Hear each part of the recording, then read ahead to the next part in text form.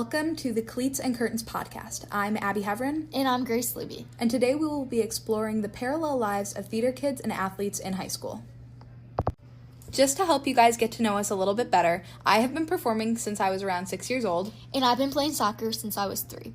So now we're going to compare what growing up was like and how it is now in high school. So we're going to start off with practice versus rehearsals. So in rehearsals, we have pretty strict times that we have to be there and leave. And we also have designated 15-minute breaks and time for lunch. And we are expected to be phones away, scripts out, and music out at all times. See, that sounds so nice because soccer, we don't get breaks. Really? No, we're just running. And maybe you get 30 seconds for water, but that's about it. There's no breaks. There's no eating. I wish there was. But yeah, none of that. We just show up, we show out, and we leave. There's also no designated end time. Right. Just however long they want to go. Well, that's just fun. It's a little mystery. You get to figure out. It kind of sounds nice to have a set schedule. I think what makes it different is for rehearsals, especially for something like a musical, is not everyone's in everything. Whereas in a sport, everyone's almost constantly playing unless you're on the bench or something, right? Yeah. And I also think it's kind of nice. They're totally different though. You know what's going to happen. Yes. In soccer, you don't know what's going to happen. Well, right. I mean, unless someone misses a line, but yeah. No, yeah. So now let's go to game day versus opening night. That's tricky.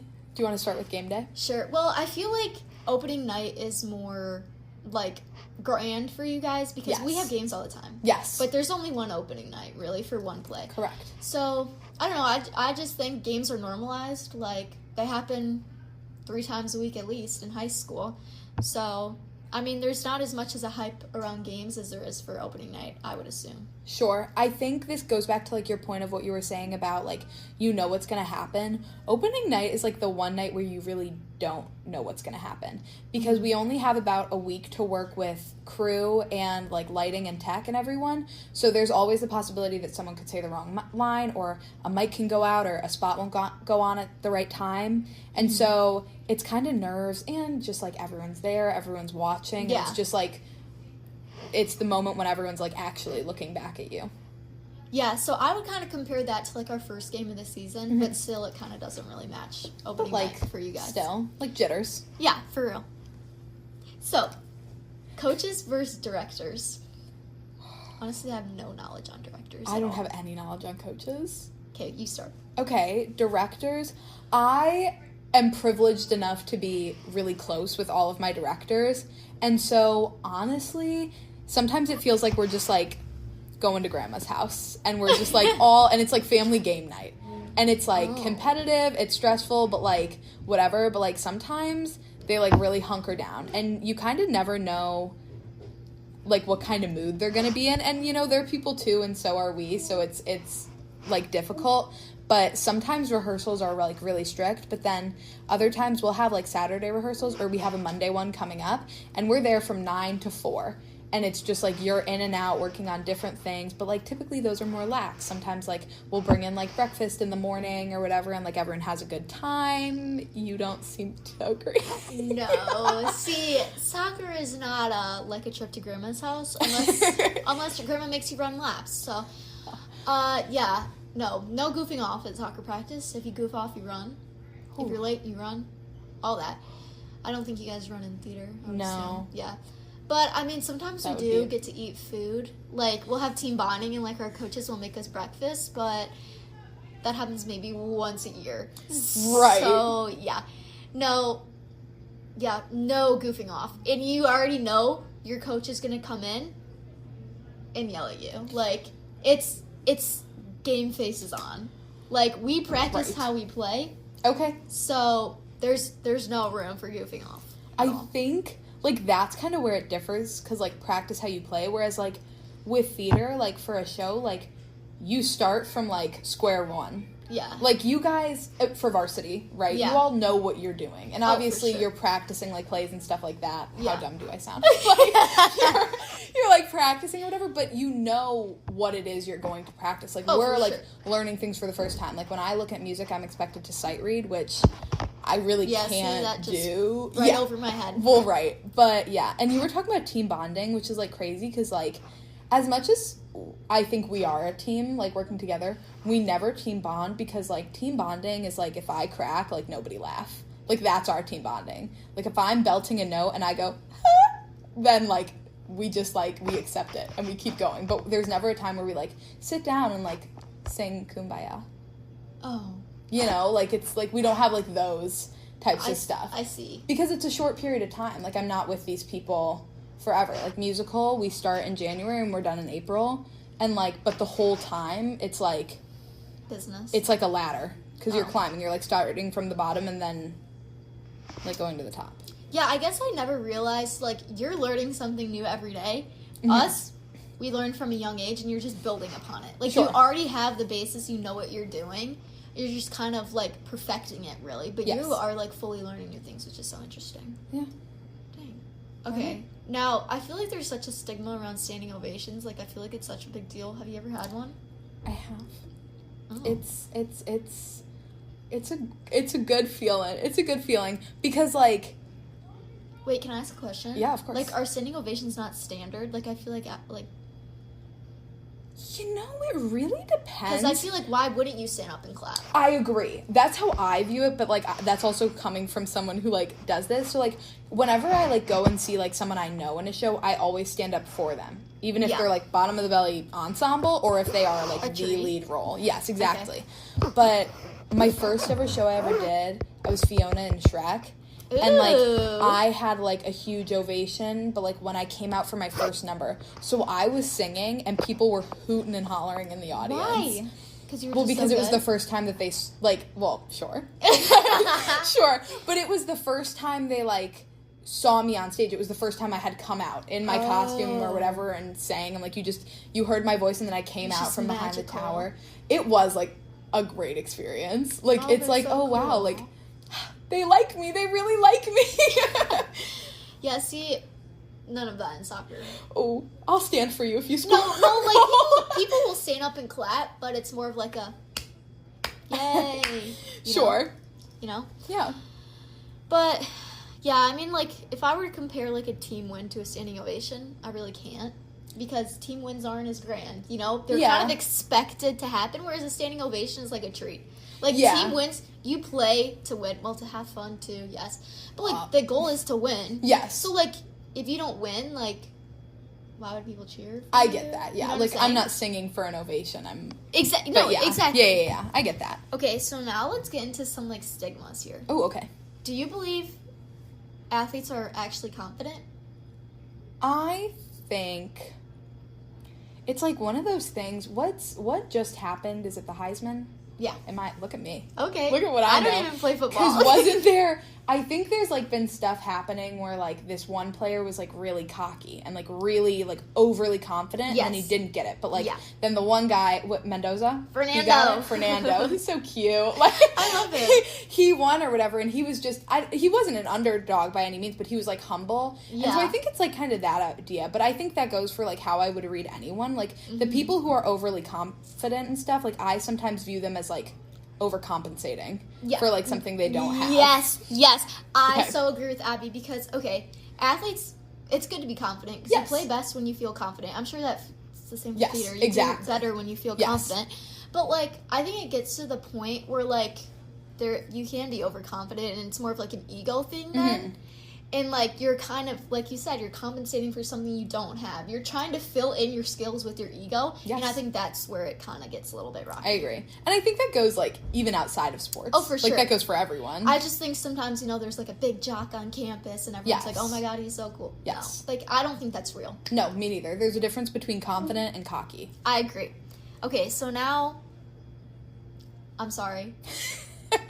I do think theater kids are dramatic. But I think that's because they're supposed to be. Absolutely. Like, you are trained to be dramatic, so obviously you're going to be dramatic. But I do think they are dramatic. No, I agree. And I also I think you're dramatic. Right. And I think you're cocky. No, I'm kidding. I'm kidding. But I think it, like, also depends on the person.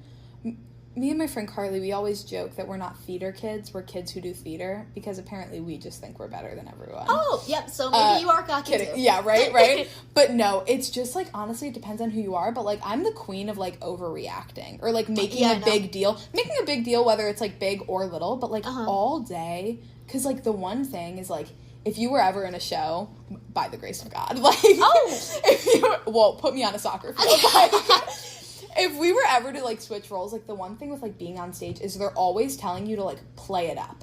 It's, like, your reaction, like, your normal reaction is not big enough. You have to be bigger. On stage, you have to be bigger. You have to be louder. You have to be, like... so embarrassed I could never.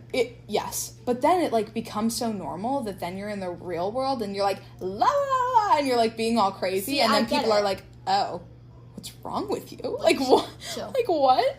No, that makes sense. I totally get that. But I agree. I think we are dramatic. But not in a, like, breakout in a monologue type of way. Well, and like you never know. We could pull a High School Musical. You want me to right now? No. Okay. No, thank you. Right. Flash mob right here. Okay. Now, personally, I think we deal with the same amount of pressure. Just differently. I agree. Like, okay, it sounds terrifying to memorize your lines. To me, it sounds horrifying. Yeah, like, but I could never memorize my lines. Like, plays. Okay, well, I don't do that either. But it's fine. I kind of just, like, bled. Well, right. No, but, like, it sounds terrifying to stand up on stage in front of a million people. Sorry, maybe you're not on, like, Broadway yet, but... Maybe. But it's just, like, just so many people. And, like, I don't know, I think you have pressure to perform for other people, but I have pressure to perform for myself. Yes. And I think that's where it's different. I agree. Like, although soccer is a team sport, I have pressure to perform for my team, just like you have pressure to perform for your... Not staff, what is it called? Like ensemble, or like your peers. Yeah, your peers. Yeah.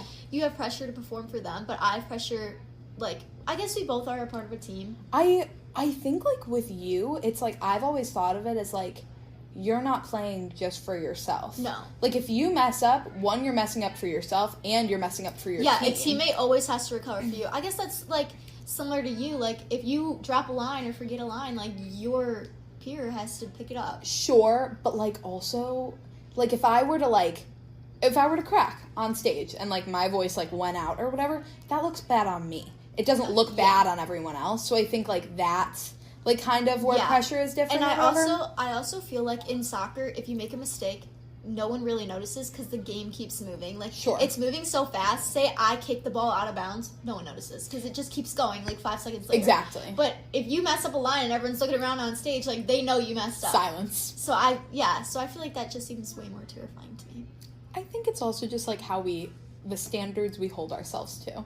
And, like, we true. both hold ourselves to the highest of standards, and so our pressure is pretty equal because, like, I don't know, it's, like, the highest pressure things in our lives, so it's, like, they're of the highest pressure. So it's, like, theater's, like, the highest pressure for me, and soccer's the highest pressure for you. And I also feel like we're both always trying to prove ourselves. Like, I'm always trying to prove myself for the most playing time. You're trying to prove that you're, like, worthy of the greatest role, or the lead role. You know what I'm saying? For sure. See? We're, Look like, at similar. us. Now, who do you think gets judged more? Me. Yeah, I do agree. Oh! I mean, okay. I just feel like there's a stigma around There is. Yes. But, like, the thing is it sounds horrible. It is worse for the people who maybe, like, aren't known for it. Or, like, it depends on what you're known for it for. There are kids I went to elementary school that, like, know me as a singer. Good for me, because I am a good singer. Like, you know what I mean? But then there are other kids who, like, were known as, like, a theater kid from a young age, and, like, maybe they weren't the best, but now they've grown, and, like, they're a great performer, but people can't appreciate that as much as, like, an athlete bringing home a win. Like, you know what I mean? For sure, because, I mean, athletes... Okay, I don't know how to say this. Like, I feel like sports bring people together. Like, we just talked about the Heisman Trophy and, you know, the Super Bowl, and everyone comes together. But, like, I don't, like, plays don't have that big of a... No. You don't go to Broadway on a Friday night. Like, I mean, you know there's what I some mean? people who would love to. I mean, yeah, sure. But, like, not like I go to, like, Friday Night Lights at school. Exactly. And that's where I will say I feel like theater kids get judged more because they're considered the minority. Like, you will find more high school kids at an Friday Night Lights Yes. game than a play. Oh, of course. So I think it's just because you guys are, like, lesser I agree. part of the community. Not part of the community, like, you're just, like... It's just lesser, like, not only, like, broadcasted, but, like, people... Broadcasted for sure. We as a society, like, we play up sports. And, like, I have no problem with that. I was about to say I love sports. That's No, you don't. That's a stretch. I enjoy watching sports, and I enjoy going to games and stuff like that. Yeah. But it's just, like, I was trained to like that, because, like, that's what people do. Exactly. Whereas, like, people weren't trained to be like, oh, appreciate the art of theater. Like, no. Like, See, who that's cares? just something I would have cringed at as a kid. I still do, Oh. and I'm the person doing it. Okay, so now we are going to go into, like, the differences between pre-game rituals and pre-show rituals. So do you want to start? Yeah, I will start. Okay, I'm very, very particular. I don't call myself superstitious, but I am very particular. So, let me explain to you how I put my stuff on, okay? Okay. Right sock first, left sock next, right shin guard, right cleat, left cleat, okay? And if I do it wrong, I have to redo it. Okay. And then, before games, I only can eat half of a peanut butter toast. Only half? Yeah. Half is in, like, one piece of bread cut in half? Or, like, one piece of bread? No, I always make one piece of bread, but sometimes I only eat half of the piece of the bread. Gotcha. But it's not like a sandwich. It's open face, Ooh. because I have a fear of throwing up. Not that I've ever thrown up during a soccer game, but I think that's because I only eat half of the peanut butter toast. Well, right. You get the protein and you get the carbs, but you don't feel like you're hungry, you know? Sure. So I think it's perfect, so I don't really stray away from that. I think that's a solid ritual. Thank you. Pre-show rituals, I obviously have... They're more of a group thing. Mm-hmm. So before each of our shows, we all get in a circle, and we have, like, a chant that like we a do. Tribe? Mm-hmm. Like, it's... I'm not going to say it because it's sacred. You have to understand. It's a sacred thing. But we're, like, in a circle, and we're, like... And do you, like, jump do around? The chant. Like, like, you're, like... Oh. We're, like, hyped. Okay. We're hyped up. Like, so we before do you that. get on stage? As for, like, me, I, like, always, like, warm up. I have like to... your voice? Yeah. Oh. Like, I have to do vocal... Right. Like, vocal warm-ups. I honestly am not... Oh. Well, I have OCD, so it's a little different. But, like, I have a thing where, like, I have to, like, knock. Whether it's, like... Or, like, silent in the air.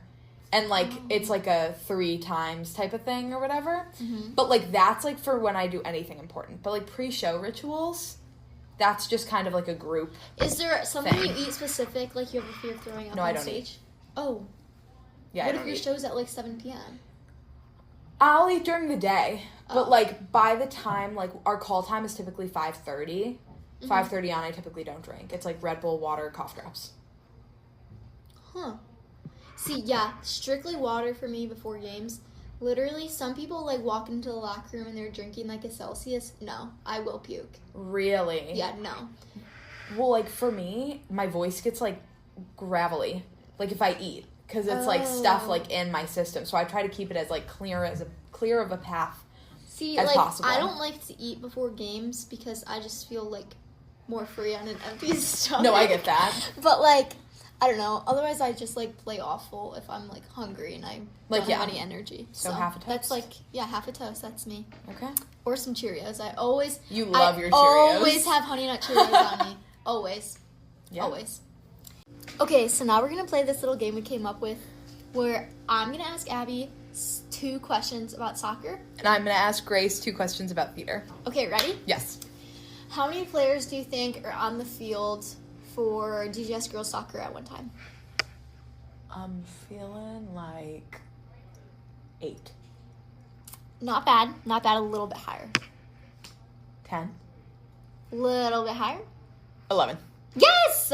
Look at that. So we have 1 goalie, obviously, and 10 field players. So we play a 4-4-2. Okay. Yeah. All right.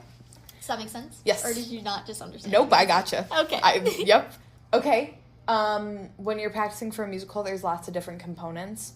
What is the pit? Oh, wait. Is the pit, like, where the orchestra sits in front? Yes! I did it! Great.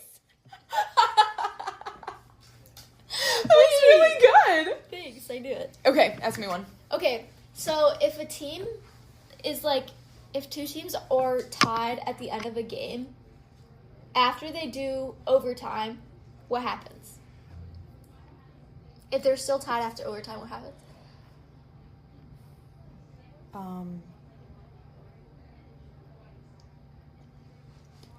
If they're still tied, what happens? Mm-hmm. It's not a riddle. Shut up. Like, next point wins. Okay, so, no. But, basically we go into PKs. You've probably heard of those, maybe? No. No. Alright, so, they're penalty kicks. This is going to sound terrifying to you.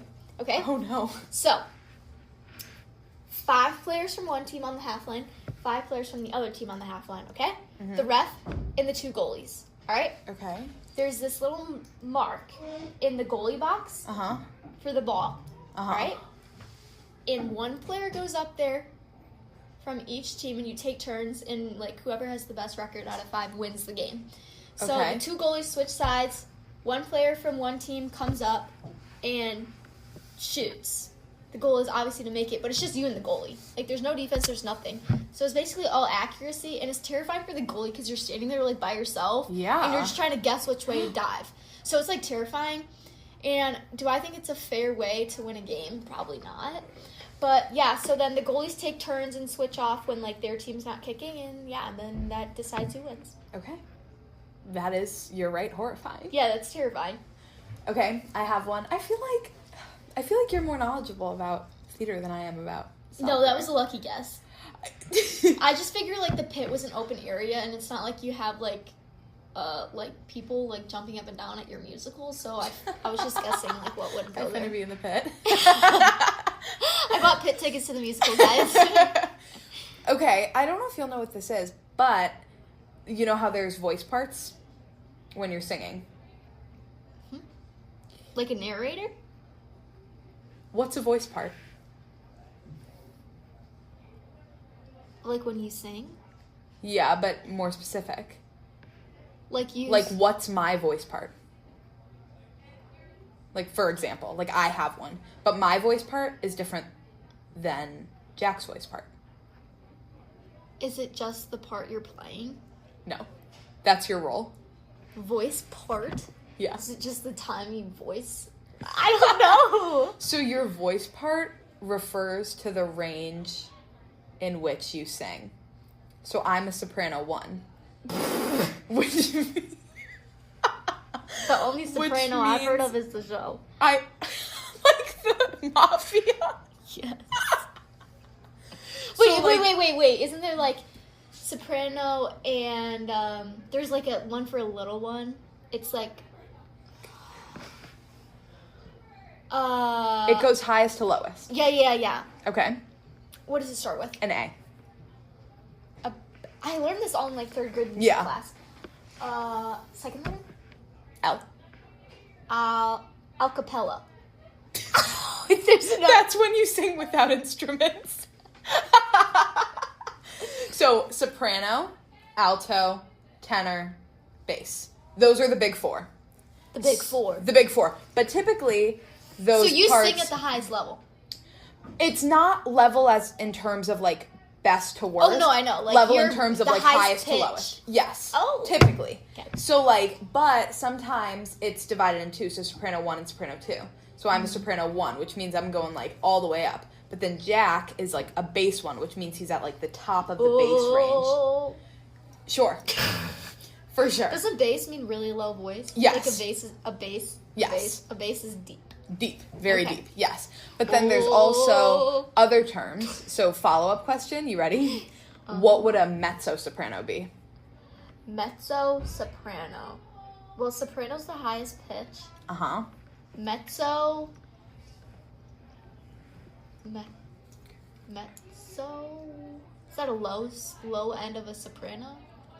Sort of. Like, sort of. So, like, a mezzo-soprano, I also can sing mezzo-soprano. That's when Of you're, course like... you can. It's when you sing, like, you belt. You know what that is? Yeah, you're like, ah! Yes. Just like that. So, like, that's, like, the belty soprano range, so it's, like, a different part of your voice. Do you know how all the vocal cords work? Do we only have one vocal cord? No. No. Wait. How many? I don't think that's like... I don't know. All I know is there's like flaps inside your vocal cords. Ew. And they like move. So there's one cord. I don't think that's right. Now I'm coughing thinking about it. Take the flaps out of my neck. Well, right. Honestly, I feel like we did a pretty solid job switching I think roles. we did too, and I think we're actually very similar. I agree. Like maybe there our isn't that roles much of are a so difference. similar. You know, we get looked at differently. We but do. We are the same.